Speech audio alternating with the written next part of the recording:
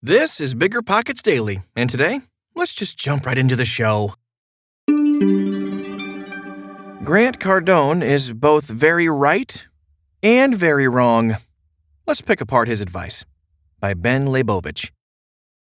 When you get to be pretty smart and rather accomplished, you find yourself in somewhat of a danger zone.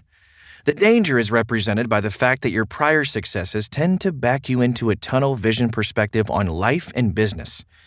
Because you know what has worked for you in the past, you can fall into believing that the same will work in the future, that your way is the only way, etc. Well, it doesn't take a genius to note that everything in life changes over time, that life and everything in it is cyclical. And if so, your perspective and frame of mind necessarily and proactively must evolve. One way to help facilitate this is by surrounding yourself with smart people of differing perspectives. And one vehicle to accomplish this can be a mastermind group.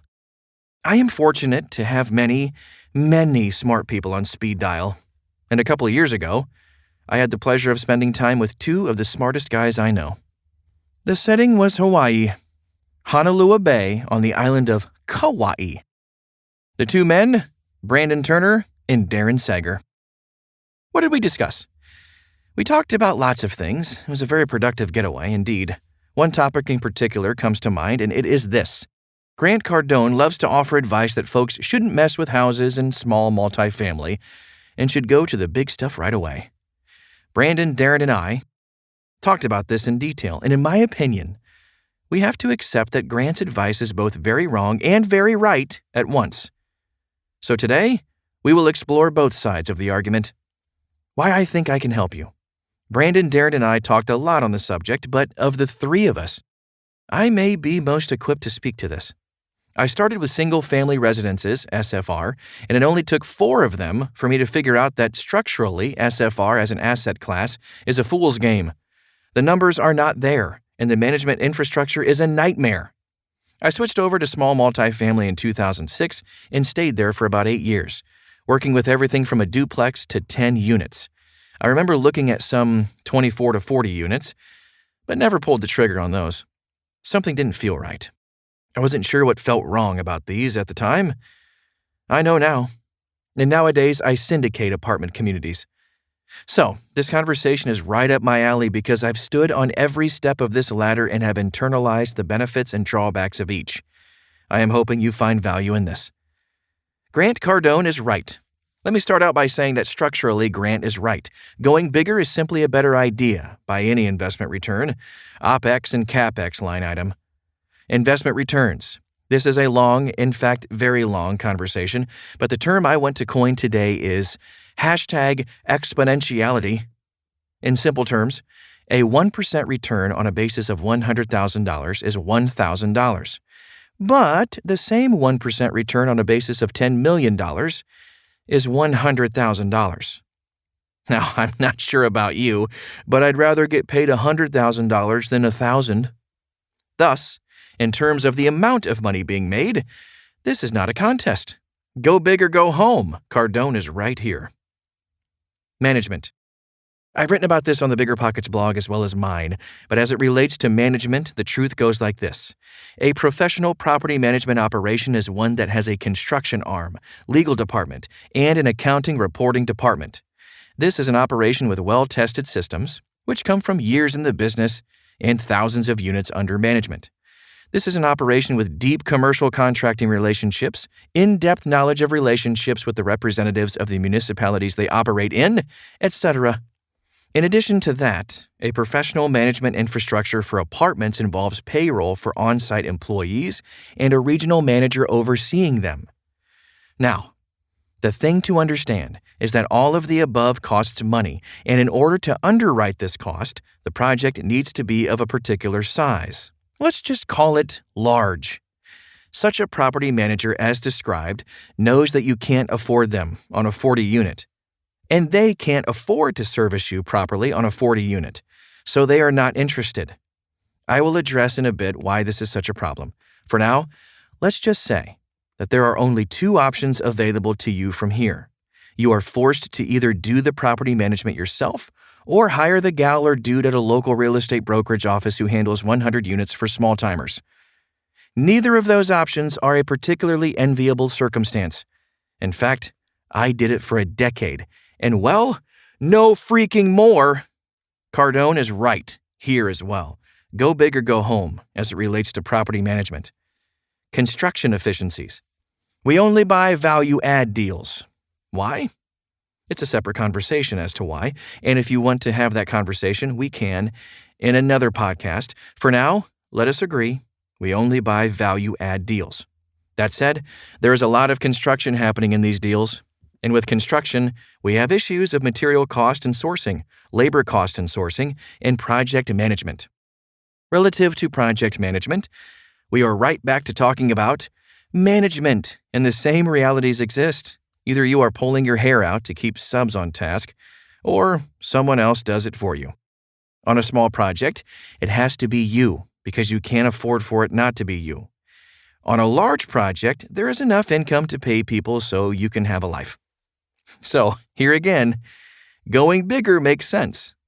Then there's the issue of sourcing materials. Do you think you can get better pricing on kitchen cabinets and granite if you do 4 units or 100? How about flooring and paint? How about fixtures? And how about labor? A while ago, we closed on a 98 unit. It was at that time called Silver Tree. Now it's Canyon 35. I can tell you that we can do a 1-by-1 apartment at a cost of about $7,350 if the bathtub does not need to be resurfaced, and $7,550 if it does.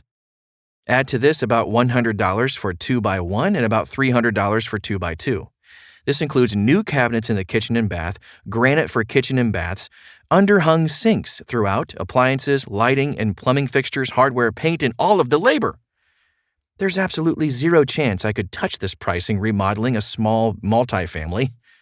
In an SFR, if you are good at what you do, you'll spend $8,000 on the kitchen. More if you go with granite. That's if you're good. So once again, Grant is right. Going bigger affords efficiencies. Financing. Dude, I'll tell you what. The most difficult financing to obtain is residential mortgages for your 4 units or less. The qualifying process is akin to a colonoscopy. They look at everything, and they look everywhere. Not much better is commercial portfolio lending. It's definitely better, but still requires personal recourse. And while more emphasis is placed on the asset, the bank still looks at you quite personally. On the other hand, with the big stuff, the options for financing are endless, and the qualifying process is easier. Why? Because they look at you, but not really. They know you can't and won't repay the debt if things go badly, so they focus on the asset and who will be managing said asset. The thing is, lenders won't even think about loaning to you if you think you can manage the asset yourself. It's a professional job that a professional should do. They know that a professional third-party property manager will be managing the project. As such, the lender is underwriting the property manager more than they underwrite you. Which takes me back to the earlier discussion. If what you've bought is too small to afford or attract professional management, this is a problem in a lot of ways, including the debt.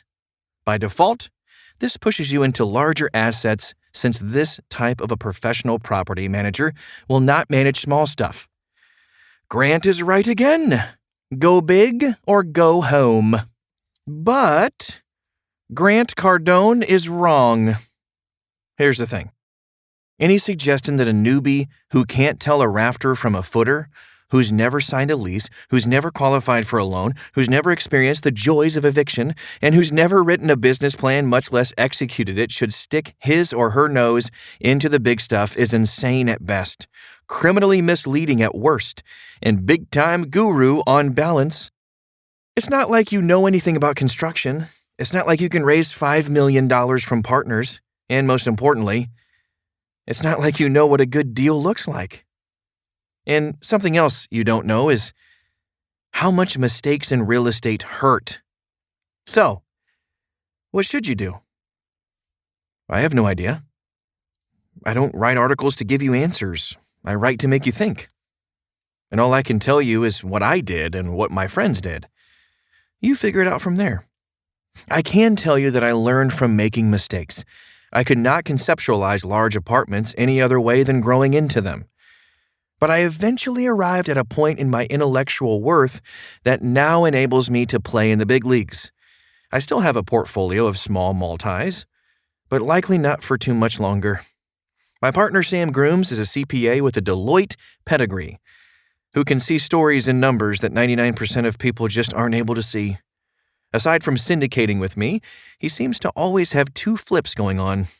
Darren, aside from being a hugely successful realtor to investors, is continuing to stick to his model of buying extremely well-located small multis in northern Jersey, close to transit and with the eyesight of Manhattan. He is of the mind that fewer doors equal more cash flow. Works for him. Brandon Turner makes good cash flow on his portfolio, buys mobile home parks, and writes books that generate very good residual income. Both Darren and Brandon invest with me for diversification and access to other markets. And for the fact that both of them are kind of maxed out with how much they do, and it's time to diversify into more passive forms of cash flow. You see, everyone has angles. Everyone is diversified with activities and revenue. Whether it's classical training or trial and error, all of us study and learn. One thing none of us did was jump into large multifamily right away. All right, another Thursday episode done and dusted.